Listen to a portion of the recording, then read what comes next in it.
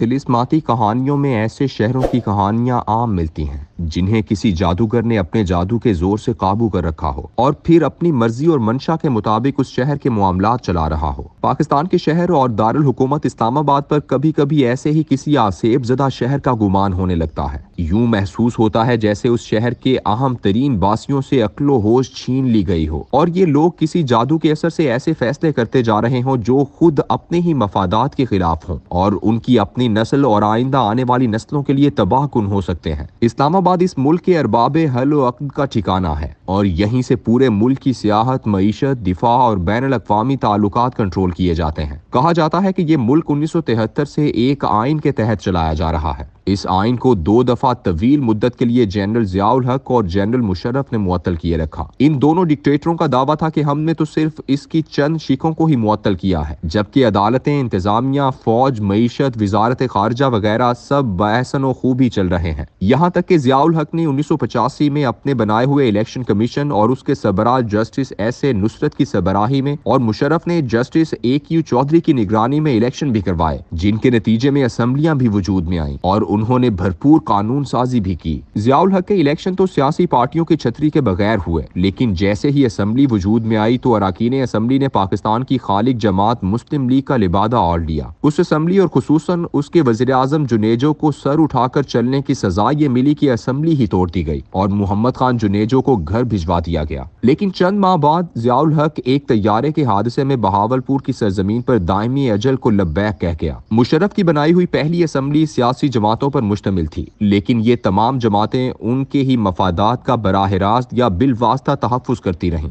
यहाँ तक कि सूबा सरहद में मौलाना फजलुर रहमान और काजी हुसैन अहमद की इस्लामी मजहबी जमातों की मुश्तरका हुकूमत थी, मगर उन्होंने भी अफगानिस्तान से मुल्हिका इस सूबे में दहशतगर्दी के खिलाफ अमरीकी जंग के लिए रास्ते हमवार किए रखे और परवेज मुशर्रफ के गैर आइनी इकदामात के पार्लिमानी तहफ़्फ़ुज़ के लिए 17वीं तरमीम भी मंजूर करवाई। परवेज मुशर्रफ को आइन में तरमीम का इख्तियार जिस सुप्रीम कोर्ट ने दिया था उसके चीफ जस्टिस इरशाद अहमद खान थे। मुशर्रफ ने इस एहसान का बदला ये दिया कि उन्हें चीफ इलेक्शन कमिश्नर लगा दिया। अप्रैल 1969 में ये ओहदा जजों को रिटायरमेंट के बाद तोहफे में दिया जाने लगा था और इरशाद अहमद खान 12वें साबिक जस्टिस थे जो उसके चीफ लगाए गए। उनके बाद 4 और साबिक जज हजरात इस ओहदे पर मुतमक्किन रहे और फिर ये ओहदा वापस साबिक ब्यूरोक्रेट्स की तहवील में दे दिया गया। मार्च 1956 में एक साबिका ब्यूरोक्रेट F.M. खान के चीफ बनने की रिवायत से इस ओहदे का आगाज हुआ था। सिकंदर सुल्तान राजा इस कमीशन के 21वें चीफ हैं और कमीशन के 5 मेंबरान में से अब सिर्फ एक ही साबिका जस्टिस इकरामुल्लाह खान रह गए हैं। Chief election commissioner Sikandar Sultan Raja और पंजाब से member election commission Babar Hasan Bharwana दोनों आपस में बैचमेट हैं और सिविल सर्विस की अपनी नौकरी के दौरान दोनों लातादाद इंतजामी ओहदों पर रह चुके हैं और पाकिस्तान के हालात व वाकयात, सिक्योरिटी की सूरत हाल और मुआशी कैफियत को समझने के लिए उन्हें किसी भी किस्म की मदद की जरूरत नहीं।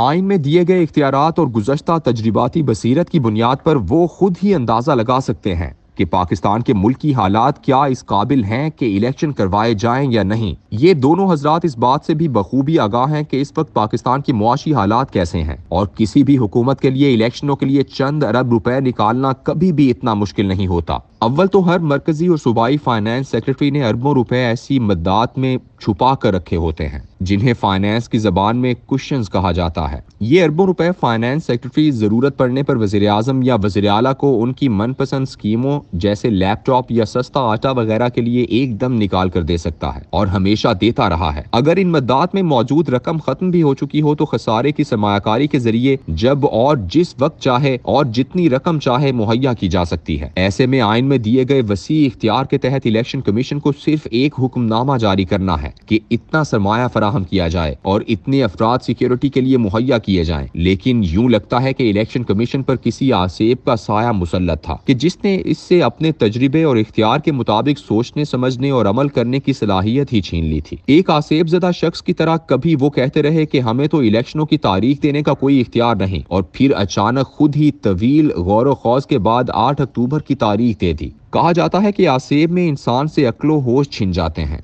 اور وہ ایسی غلطیاں کرنے لگتا ہے جو اس کی صحت ذہنی پر سوال اٹھانے کا باعث بنتی ہے۔ لگتا ہے کمیشن نے کسی آسیبی کیفیت کے زیر اثر ایسے متعلقہ حکام کے ساتھ میٹنگیں کی ہیں جن کی آئین میں کسی بھی قسم کی کوئی حیثیت ہی نہیں ہے۔ آئین صرف اور صرف الیکشن کمیشن کو پہچانتا ہے اور سیکرٹری دفاع اور فائنانس، چیف سیکرٹری اور آئی جی حضرات تو اس کے حکم کے غلام ہیں، لیکن کوئی آسیب ہی ہوتا ہے جس کی وجہ سے آدمی کو اپنی طاقت و قوت کا اندازہ ہی نہیں ہوتا۔ ان میٹنگوں کے بعد الیکشن کمیشن نے جو حکم نامہ جاری کیا اس سے لگتا ہے کہ آسیب نے انہیں مخبوط الحواس بھی بنا دیا تھا۔ حکم نامے کے مطابق کمیشن کی 8 فروری 2023 کو چیف سیکرٹری اور آئی جی پولیس پنجاب کے ساتھ میٹنگ ہوئی، جس میں ان دونوں حضرات نے، جنہیں اللہ نے مستقبل میں جھانکنے کی خصوصی اہلیت عطا کی تھی، انہوں نے یہ بھی بتا دیا کہ 16 فروری 2023 کو جعفر ایکسپریس پر دھماکہ ہوگا۔ ایسا کچھ صرف کسی آسیب کے زیر اثر ہی ہو سکتا ہے جس کے خوف کی وجہ سے عقل و ہوش معاف ہو جاتے ہیں، لیکن اس آسیب زدہ ماحول میں لکھے ہوئے اس فیصلے کو اگر دنیا کے سامنے پیش کیا جائے تو یوں لگے گا جیسے پاکستان دنیا کا بدترین ملک ہے،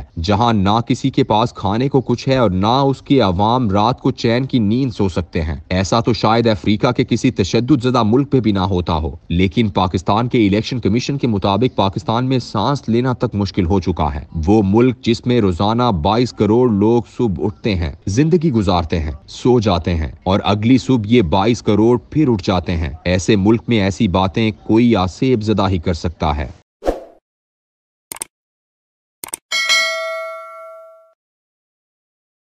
دنیا کی جو ریچسٹ قوم ہے وہ اس وقت مسلمان ہیں۔ تھڑے پہ بیٹھے ہوئے شخص کو بھی اگر کوئی پوچھے نا کہ پی ڈی ایم کی 13 جماعتوں کو کس نے ایک میز پہ اکٹھا کیا تو ایک ہی نام لے گا اور وہ کہے گا کہ اسٹیبلشمنٹ۔ عمران خان سے جتنی نفرت سیکولر، لبرل اور ویسٹرن امریکنز کرتے ہیں پاکستان میں کوئی اور نہیں کرتا۔ تیل کی دولت آپ کے پاس ہے، پیسچر لینڈز آپ کے پاس ہیں، آپ کچھ نہیں کر سکتے۔ باجوہ کے خلاف جو بندہ اپلیکیشن لے کے گیا تھا سپریم کورٹ کے اندر، وہ اگلے دن غائب ہو گیا تھا۔ آپ کو اس وقت فیصلہ کرنا ہے اور آپ تاریخ کے اندر امر ہونا چاہیے آپ کو۔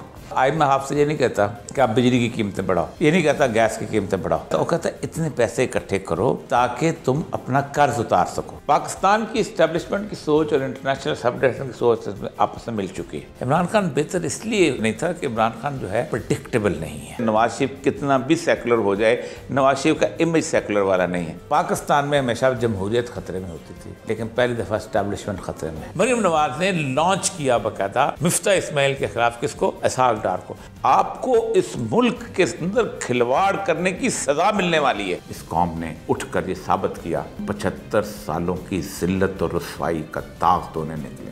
پاکستان کا حل پاکستان کی پولیٹیکل ایلیٹ اور اسٹیبلشمنٹ نہیں ہے۔